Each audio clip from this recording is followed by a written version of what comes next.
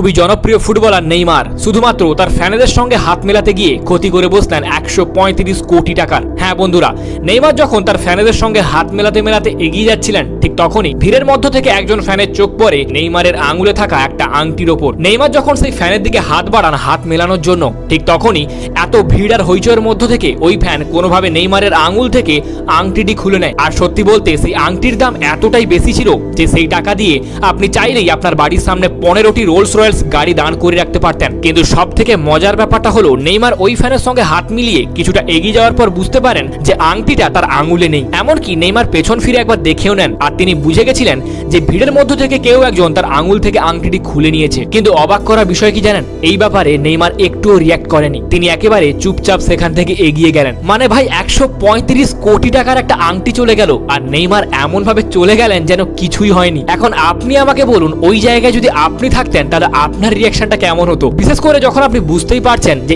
এই ভিড়ের মধ্য থেকেই কেউ একজন আপনার আঙুল থেকে আংটিটি খুলে নিয়েছে। সত্যি বলতে নেইমার শুধু একজন ফুটবলার হিসেবেই নয়, মনের দিক থেকেও সত্যি তিনি একজন বড় মনের মানুষ। তার ফ্যানেদের প্রতি এই ভালোবাসা আর উদারতাই হয়তো তাকে আরো বিশেষ করে তোলে। হয়তো নেইমারের সেই ফ্যানটি তার এই ভালোবাসার অ্যাডভান্টেজটাই নিয়েছে।